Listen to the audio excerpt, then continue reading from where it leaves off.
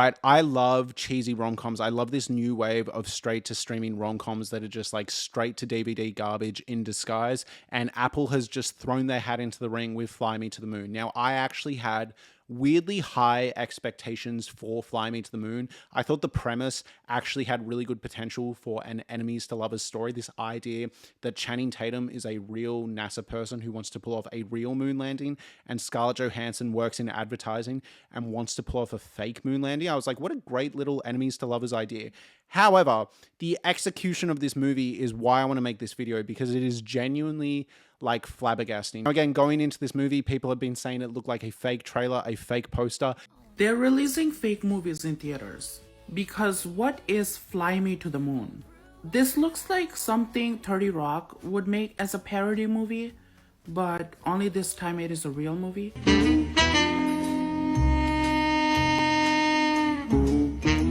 And watching this movie, it feels like a fake movie. Basically, the first half of this movie and the second half of this movie are entirely different. The first half of this movie follows Scarlett Johansson's character basically coming onto NASA to privatize and monetize the space race. She wants to put advertisements on rockets. She wants to make sure the astronauts are wearing Omega watches. Like it's like following her journey as an advertising woman, trying to get advertisements and monetization into the space race. The second half of the movie is what you came to see. The last 45 minutes is where the plot finally kicks in, and it's when Woody Harrelson's character comes up to Scarlett Johansson and says, hey, can you help us create a fake moon landing in case the real moon landing doesn't work? A very interesting premise, and it is so perplexing to me that they only like brought it in the last like 45 minutes of the movie. What all the marketing is built off, it's what the central hook of this movie is, and they don't introduce it so late into the game. Basically, the rest of the movie is just Scarlett Johansson walking around going, what if the rockets had advertisements?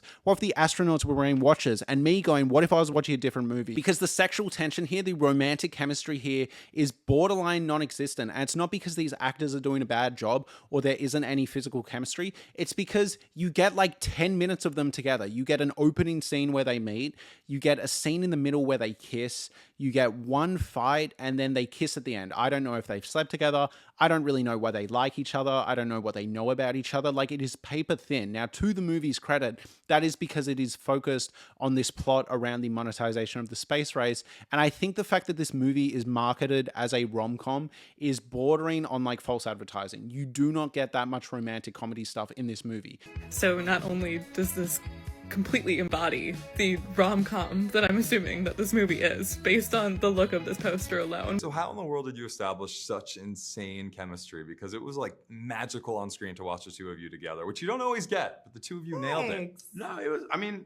Well, he's like hideous, so it was really hard. I was like, oh my God. We didn't really look at each other. And again, to this film's credit, I do like that it is actually focused on this space race plot. And when it's working well, it is quite fascinating. But my God, I need to vent about the plot in the back end of the movie, because this is the reason I am making this video. It is absolutely insane. So basically, towards the end of the movie, the last hour, Woody Harrelson comes up to Scarlett Johansson and goes, hey, you've been doing such a good job like making advertisements and incorporating monetization into NASA. I've got a new job for you. And she goes, yeah, what is it? And he goes, well, I work for Richard Nixon, but he doesn't know about what I'm about to ask you. And she goes, what is it? And he goes, I want you to help fake the moon landing. We're going to create a fake moon landing in case the real moon landing doesn't work. And Scarlett Johansson goes, oh, I don't really want to do it. And he goes, well, I've got dirt on you, so you're going to do it for me or I'm going to release this dirt. And she goes, fine, fine, fine. Basically, she agrees to make a fake moon landing, right? So she starts going ahead with this. She hires directors.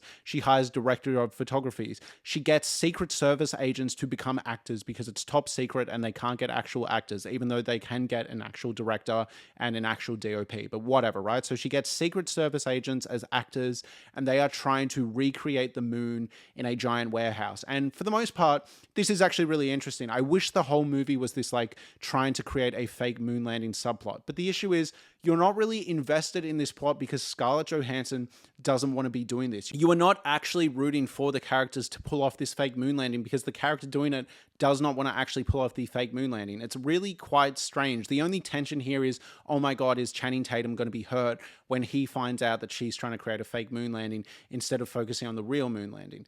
Anyways, Regardless, where the plot really falls apart is Woody Harrelson later in the movie just turns into like supervillain Woody Harrelson. Like off screen, he just decides, I'm going to be really difficult. So Woody Harrelson shows up, right? And he goes, you know what? I know I said to you initially that we were going to only use this if the real moon landing didn't work. He goes, but change of plans. What we're actually going to do is we are going to use this fake moon landing regardless. The real moon landing doesn't even matter. We are going to use this fake moon landing, which to me is just already really fucking strange, right? Like, why wouldn't you use the real one if you've got it? Why would you use something that could get debunked where things could go wrong when you can just use the real one? But I did some mental gymnastics and I went, okay, maybe what's going on here is Woody Harrelson doesn't want to leave anything to chance. He doesn't want any of the real astronauts tripping over or like stumbling on lines or like not preaching American values enough. Like maybe what Woody Harrelson wants here is Nixon's perfect vision of what an all-American moon landing looks like. However, it gets stupider, all right? Brace yourself, because then a few moments later, he goes, what we're going to do is we're going to have the real moon landing happen, and then we are going to recreate the real moon landing on our fake set as a one-to-one. So basically what happens is anything the real moon landing does, they're just recreating and using the official audio from the real moon landing in this fake moon landing. To which I say, what is the fucking point?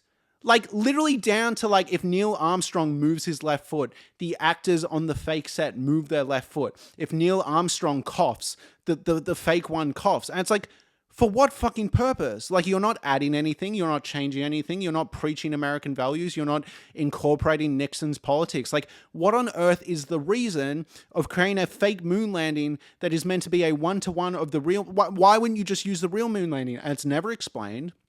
It's really perplexing, and the movie just totally lost me from there. My next biggest issue with this movie is in the climax, there is literally no tension. So what happens, right, is Scarlett Johansson tells Channing Tatum the truth.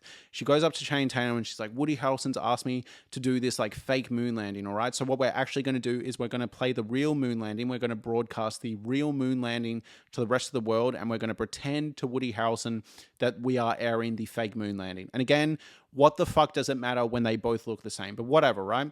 So that's what's happening. So they're pulling a ruse. They're pulling a fast one on Woody Harrelson instead. But the issue here is you're not really rooting for the fake moon landing to go off without a hitch. You don't really care, right? Because if something goes wrong with the fake moon landing, the only person that is really affected is Woody Harrelson. Like, what's he going to do at that point, right? Like, if one of the actors takes the helmet off and breaks character, like, it doesn't really matter because it's not being aired to the rest of the world anyway. And if Woody Harrelson gets mad, it's like, well, aren't you glad we're airing the real moon landing anyway? Which is exactly what happens. A cat jumps on the set and we're meant to be sitting there like, oh no, not the cat, don't jump on the set. But the cat jumps on the set and then you're like, oh yeah, who gives a fuck, because it doesn't matter. So the cat jumps on the set. Woody Harrelson cares for about like 22 seconds. Like, he's like, oh my God, I can't believe you were lying to me. And then straight away he goes, actually, thank God you were lying to me. Thank God we were playing the real moon landing. This is the only time I'm glad someone's been playing a trick on me. And it's just like, what is this movie? Like, what is this? Like, what am I watching? Why is Woody Harrelson's character this way? Did he not foresee that something could have gone wrong and it probably would have been better to use the real moon landing at a certain point? Like, at the point where the astronauts are actually on the moon, yeah? At the point where the actual astronauts are walking around the moon and putting the actual American flag on the actual moon, did Woody Harrelson not think, maybe we just cut broadcast for a bit and cut to the real one because we've done it, goddammit, we've done it. But instead, Woody Harrelson is like, no, not my fake moon landing. That can't be disrupted. That's the one we. I'm like, why? I don't get it, and it's what this whole last act is built on, because what else do you have in this movie? The romance isn't working. The comedy isn't working. They have this weird subplot about like Woody Harrelson suggests that like Area 51 is real and aliens are real. And then like Scarlett Johansson is like, hey, is what you said earlier, like, are aliens real? And Woody Harrelson like walks off into the distance. And he's like, maybe they walk among us. And he like eerily sings Fly Me to the Moon out of time. And it's like, is the movie suggesting Woody Harrelson is an alien? I mean, at the end of the day, that's the only way his behavior would make sense. But yeah, unless I'm missing something, I just found this movie like flabbergasting. Like I thought it would be good. I thought it would be good, and that's on me. Like, that's on me. Like, I saw that poster, and I went, yeah, sign me up. That looks sick. And I can't say it's a bad film. Like, for the first half, the production design was beautiful. Scarlett Johansson was doing such a good job, like with just such terrible lines, but she was crushing it. You know, it really seemed like she was trying, but like everyone else, man, I don't know, like just completely phony it in. Like Ray Romano shows up in this movie to, I don't even know. I don't know what he did. He basically is like, yeah, I really want the moon landing to happen. And then the moon landing happens. And then he hugs his kids. There's like one interesting scene, like Channing Tatum has some PTSD because I think Apollo 1 went wrong and a bunch of astronauts died and it was his fault. So he has like a really interesting scene where he like loses it at like a news interviewer. And like, I wish they delve more into that. Like, I wish they delve more into the psychology of like Scarlett Johansson and Channing Tatum and their like dynamic together. Because I feel like I got half a movie, but somehow the movie went for like 2 hours and 20 minutes. Thankfully, this doesn't have any of the issues of like all the characters walking around with like clear plastic surgery or anything. It does feel very of the time. They actually shot this on NASA, like on location. So I just like, there was so much effort here and so much of the movie looked good and there was some good editing moments, but the story is just so strange. Like so unbelievably strange. There's so many moments where like an interesting idea is presented and then they just cut it off. Like earlier in the movie, it's revealed that Scarlett Johansson has been faking like having a pregnancy belly to like get further ahead in her like advertising career, and that's really interesting, and they drop that completely. The most fun part of the movie is when they are trying to do the fake moon landing, but you only get like 5 minutes of it. Like, it's so interesting watching them trying to create like a moon set and all of this stuff going wrong. Like, you look at the poster, like look up close and you see someone sweeping the moon, and I wish we got more of that, because as it stands, this is going to be one of the most confusing movies I've seen this year. It's the type of movie that you see on a date because like nothing is on and you're like, fuck, like I don't just want to be like, hey, come back to mine because I'll look like a creep. So you're like, okay, let's go see a movie, Fly Me to the Moon. And then 3-4 years later, you're sitting there, now you're in a successful couple and they go, what was our first date? And you're like, Moon Man, something to do with the moon. What was it? Moon, Man on the Moon, Channing Tatum. It was Channing Tatum. Google it, and then it's Fly Me to the Moon, and they go, "Oh, why don't we watch it to remember our first date?" And then you make it 20 minutes in, and you're like, "Fuck this," and turn it off, and like never look at it again. Like, I almost want to tell you guys to watch it when it comes to streaming, just so you can like witness what I saw. Anyways, look, this video might have sucked. Like this video might suck. If you enjoyed this video, please subscribe. Please let me know what you'd like me to talk about next. I just had to talk about this movie because I feel like no one's going to see it. And I just can't believe what I was watching, to be honest. Anyways, thank you so much for watching. Have a lovely day. Bye.